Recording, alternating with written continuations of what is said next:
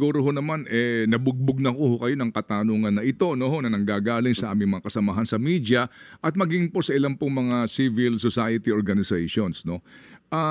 Kasi po bulag ang publiko sa nangyayari pong deliberasyon sa komisyon kung ano ba ang mga uri ng katanungan nila, ano ba ang pinag-uusapan ninyo, ano ba ang perhaps no ay mga nangyayari habang meron kayong opisyal na pagdinig, bakit ho ba talaga ayaw nyo itong i-live stream? Yun nga po, actually na-explain ko na po sa iba pong mga nagtatanong sa akin na ang rason po kung bakit po hindi po tayo live stream is that nag-iingat nga po ang commission na magamit po to for ang magamit sila for any political leverage or agenda po, no, or for any other malicious intent po, no, or objective po. Sabi ko nga po kanina, kuminsan po kasi pagka naghihiring po pa isa-isa po yan So ibig sabihin isang tao po nagsasalita or at most po siguro dalawa. Ngayon po, pagka meron pong sabihin siya na for example involved dito si Mr. X, ang tanong nga po namin napakadelikado po yun. Kasi po, we're already relying para po trial by public. In the sense that this person, kahit po meron siyang, unang-una po, hindi po natin alam pa kung anong kanyang background or kanyang karakter talaga po, no? Siguro po, the fact that he is in this mess, not necessarily, I'm talking of those, yung mga iba po na obvious no?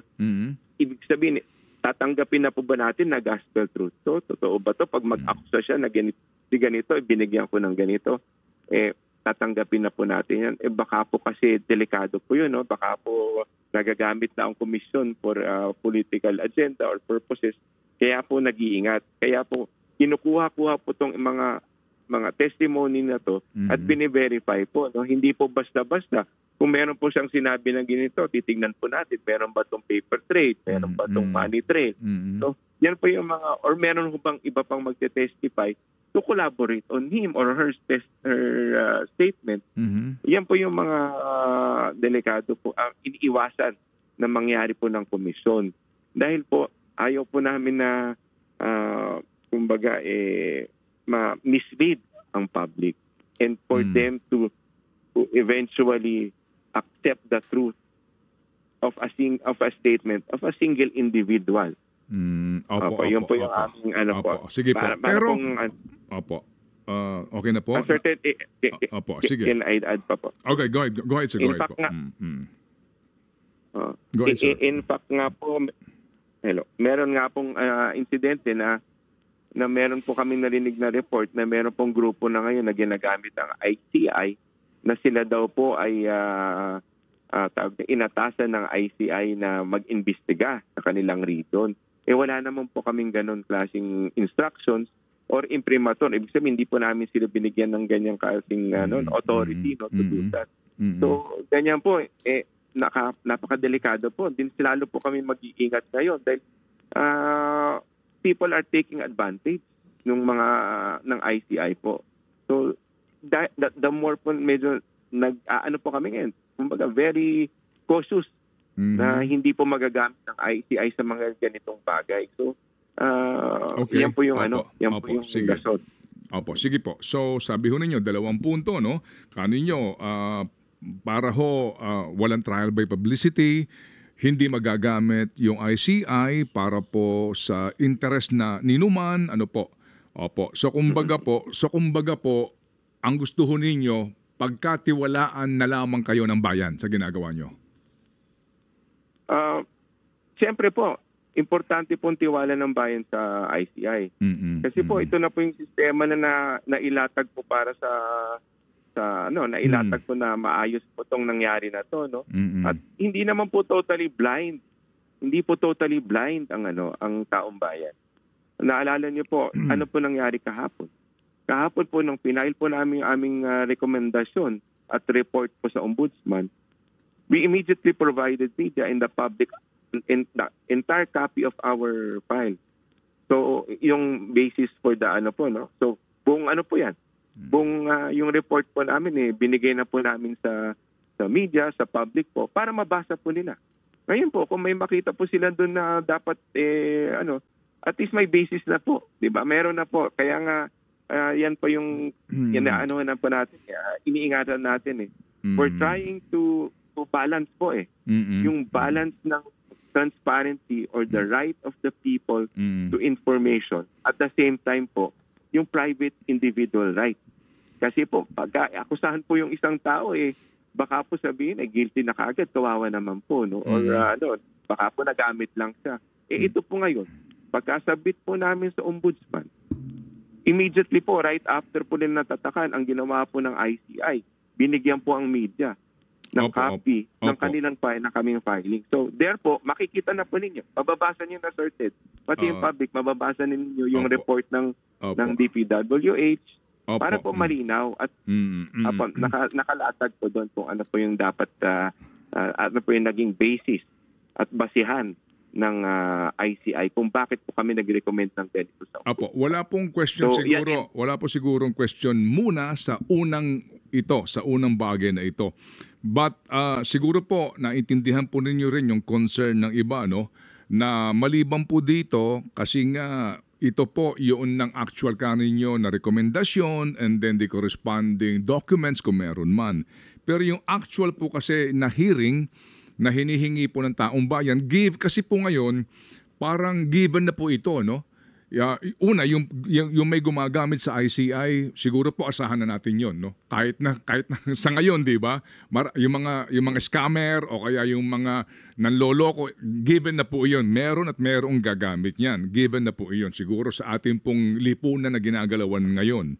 Pero po yung punto noong transparency, sa usapin po na may magte-testify ngayon na magsasabi ng akusasyon laban kanino, di ho ba't pwede namang klaruhin din na iyon pa lang ang unang side, kabilang side, and definitely po, hihingian naman siguro po ninyo ng panig yung kabila para di po mapakinggan po ng taong bayan. Otherwise, ngayon, maari po, kasi nga ang pinagmumulan po nito, no, ng lahat ng ito ay yung kawalan ng transparency sa budget. Di ba? Yan po yan Nakawalan ng transparency sa small committee kaya tayo napunta rito and kawalan ng transparency sa actual bidding, pagpapatupad ng proyekto.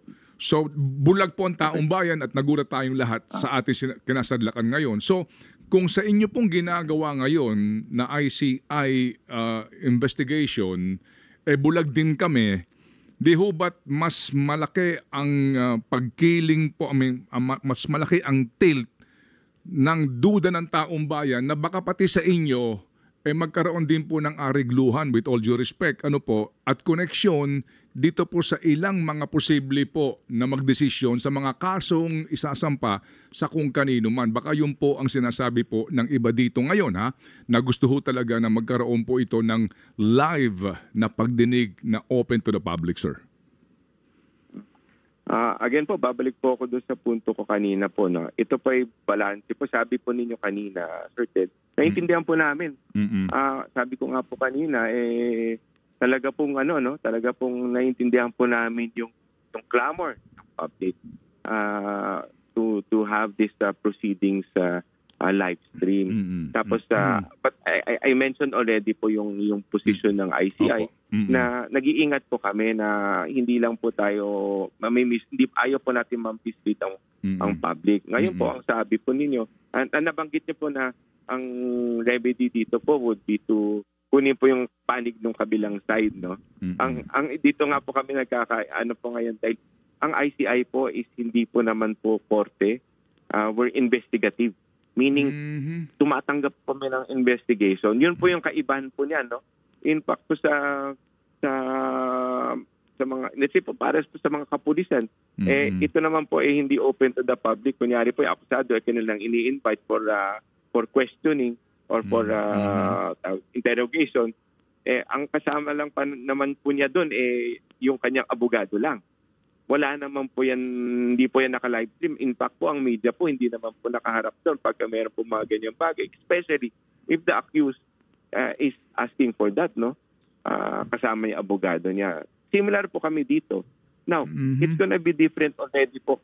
Magkaiba na po na magkakaroon hingian ng side ng kabilang panig pag nasa korte na po tayo. Kaya po, under our Constitution, that's the time that public hearings are required. That is, in fact, sabi, all judicial proceedings should be public. Kasi po, yan na po yung that's going to be where the transparency is po. No? As far as the investigation process po, it is not provided naman po doon because siguro po, binabalanse rin po ang individual rights. Importante rin po ang karapatan ng iisang tao. Opo. Yun po yung balanse dito, Sir Ted. No? Okay. So, I do hope that yung pub po ay maintindihan po to dahil kailangan po i-balance ito. Ayaw po natin nung lynch mob ba ang tawag po natin dyan, Sir Ted. Alam mo po ba yun? Di ba po ba? Mahirap to. Nakakaano naman po ibang tao that they will be proven guilty through publicity. Mahirap po yun. Kaya po kami nag-iingat dahil ayaw even individual rights should be respected po. Yan po yung inaano namin. We understand kumbaga po, simply said, attorney, no? So effectively, the ICC now has tilted, the balance in favor of the private rights of those being accused. Most of them are high government officials than opposed po, kumbaga, dito po sa fundamental right of the people to know. Hindi naman po tilted po ang binabalanse po. Binabalanse because how can it be balanced how can it be balanced kung ang inyong desisyon is mas galangin? Kasi naintindihan ko sagot nyo mas ginagalang po ninyo ang karapatan ng private rights ng bawat individual, kaya po hindi to dapat maisa publiko. So definitely po, ang desisyon ngayon ng ICC, kung kaya nyo po itong idepensa at ipaglaban, is that ito pong mga inaakusahan dito ay ang iba dito matataas na opisyal ng gobyerno. Opo, vis-a-vis the right of the public to know what's going on. So you are now, on the side, you are tilted on the side of the rights, private rights ng mga sinasabing respondents. Binabalanse lang po ng ICI, Sir Ted, ang rights ng individual po at saka po yung concern ng taong bayan to know or to have transparency. Opo. Yung nga po. So, paano po naging balanse ngayon yun? Kung ang taong bayan po, sabi nga ninyo, gusto makita, ano ba nangyayari dyan? Ano ba mga tanong nila dyan? Ano ba ang sinabi nitong isang humarap sa inyo? Ano ba itong kamayan na ito na para bagang ang datingan parang friends sila. Alam niyo yung mga ganun duda. So paano po naging balanse yon na hindi pa rin po namin mapanood ito? And again, sabi ho ninyo, kinakailangan protektahan muna ang karapatan ng mga humaharap sa ICI. Opo, yun nga po, ang transparency po dito is with regard to, we will provide the public po a copy of the report that we will be submitting to the ombudsman po. Kompleto naman po yun. At mababasa po at makikita po ng tao kung ano pong laman ng mga report.